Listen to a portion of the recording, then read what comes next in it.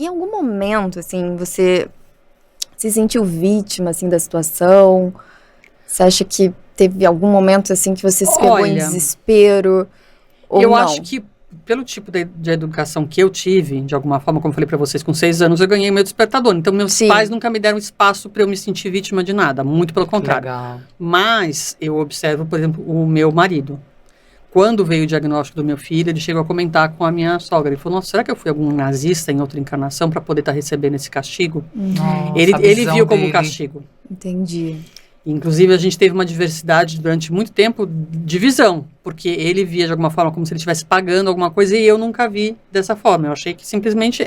eu não dizia pra você. Tem gente que fala, porque o meu anjo azul, porque o meu filho... Assim, não acho que seja nem anjo azul e nem castigo. Sim. Eu acho que é simplesmente um fato, assim como um nasce com uma cabeça, um olho de uma cor, outro não. Meu filho nasceu com autismo, ponto.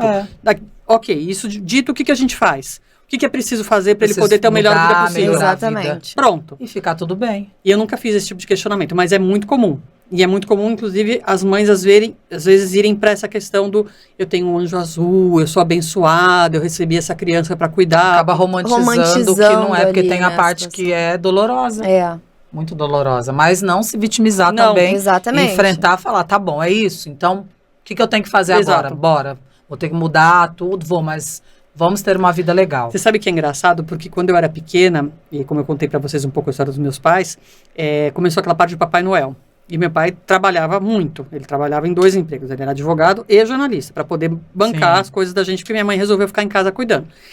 Então, minha mãe disse que chegava no Natal, ela fala, não é justo. O cara dá um duro danado o ano inteiro, a gente vai dizer que foi o Papai Noel que deu? Não foi o Papai Noel, filha. Foi seu pai, que é um cara que se dedica. E agora o que acontece? Em algum momento no mundo existia uma pessoa chamada Santa Claus, que era um cara que gostava de criança. Então, em comemoração a essa pessoa boa, a gente pode pôr roupa de Papai Noel, mas saiba que o teu presente, quem traz é teu pai. Que legal. Então, acho que assim, eu sempre fui muito confrontada com a realidade. Nunca ninguém dourou a pílula. Então, acho que por isso eu não me vitimizei. Eu falei, bom... Sim. E você se tornou uma mulher forte. Muito. Forte, corajosa. Claro que não é por isso que a gente não chora, não é por isso que não sente. Porque as pessoas têm maneira de confundir. Ela é forte, Ela aguenta. admira, ela aguenta.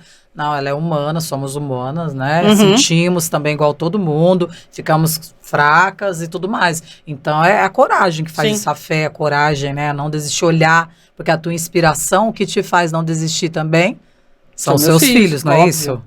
Eu penso assim todos os dias. Como é que, inclusive, é uma questão que não só eu, como mãe de pessoas com autismo, geralmente se pergunto, como é que vai ser quando eu não estiver aqui? Porque, por enquanto, eu arregaço as mangas, vou lá e brigo. Sim. Então, acho que aí a gente tem que pensar em termos de política pública, que a gente precisa ter um Estado que dê tranquilidade para essas mães de que elas não estiverem aqui, o filho dela não vai parar na rua, né? O Exatamente. filho dela vai ter um lugar para poder estar, se alimentar. Que é o que a mãe mais pensa. E você, por exemplo, agora me deu assim start, disse que você falou, eu te vejo assim numa câmara, você não tem vontade de se candidatar? Então, Justamente eu não tenho. vi assim. Eu tenho uma colega, inclusive uma querida amiga, Andréa Werner, que hoje em dia é deputada estadual aqui em São Paulo. Nós éramos, inclusive, vizinhas de prédio. Tanto meu filho como o dela estavam na mesma escola, que é uma escola que tinha essa questão especializada para o autismo. E ela foi para isso, porque é o caminho dela. Eu acho que com o meu conhecimento jurídico, e eu vou dizer para vocês, eu sou uma apaixonada pelo direito. Eu amo o direito. Amo. Então, assim, eu acho que eu posso fazer alguma coisa na questão jurídica. Eu acho que a minha missão é trabalhar nesse como você se sente bem. Exatamente. Eu acho que é chegar, de repente, num juiz, eu sempre tenho essa humildade de falar, o senhor tem um minuto para me ouvir? Porque eu sou mãe de um autista, eu não estou só simplesmente defendendo um autista. Deixa eu explicar para o senhor. Quando a gente fala que a gente precisa de um AT, não é porque a gente quer deixar... Você fala isso na hora da audiência?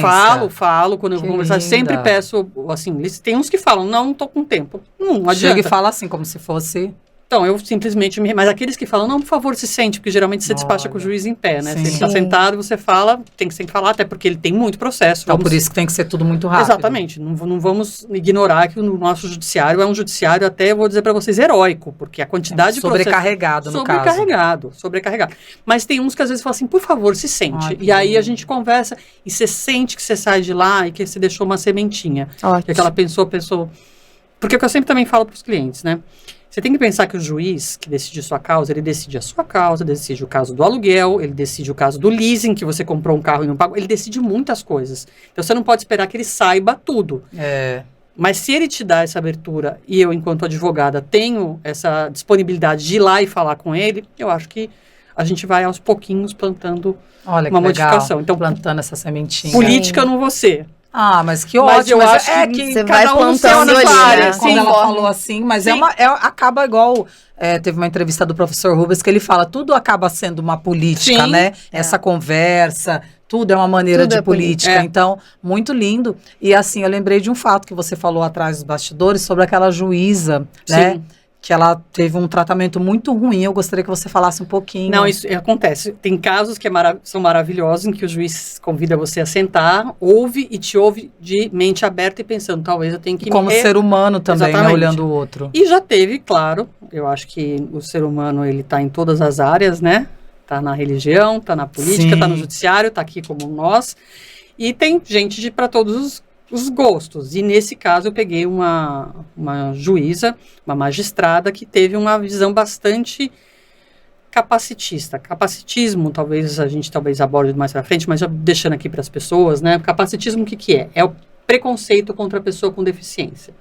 A gente tem o racismo e a gente tem o capacitismo. Por quê? Você imaginar que aquela pessoa é menos capaz. Então, por isso chama capacitismo. Por Então, isso que é esse nome. Exatamente, porque você acha que aquela pessoa é menos capaz, porque afinal de contas ela não se adequa a tudo isso aqui. Então, o problema está nela, que não se adequa, e não na sociedade. Que o restante é anormal, Exato. né? Esse termo Exato. feio que usa. Exatamente. E aí o que acontece? A gente pegou uma juíza bastante capacitista. Eu estava entrando com uma ação para reduzir a jornada de trabalho de uma mãe de uma menina com autismo. E essa mãe, ela era enfermeira, ela era mãe solo, porque o pai abandonou Nossa. quando teve o diagnóstico.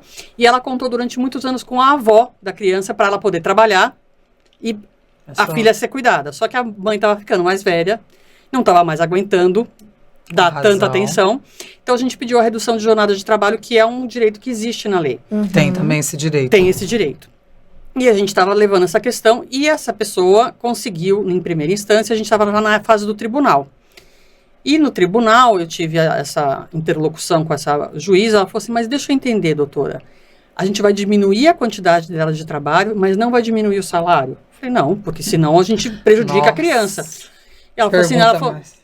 então, doutora, você vai me desculpar, se a gente começar a reduzir o trabalho de todo mundo, daqui a pouco eu não vou ter mais gente no gabinete para trabalhar comigo, porque afinal de absurdo. contas, eu abri mão de ser mãe para poder ser juíza. E aí a gente faz um pouco um caminho do Nossa. tipo, realmente muitas mulheres tiveram que abrir mão para poder ter suas carreiras. Agora, você está numa oportunidade ali de fazer a diferença, de não criar o mesmo empecilho.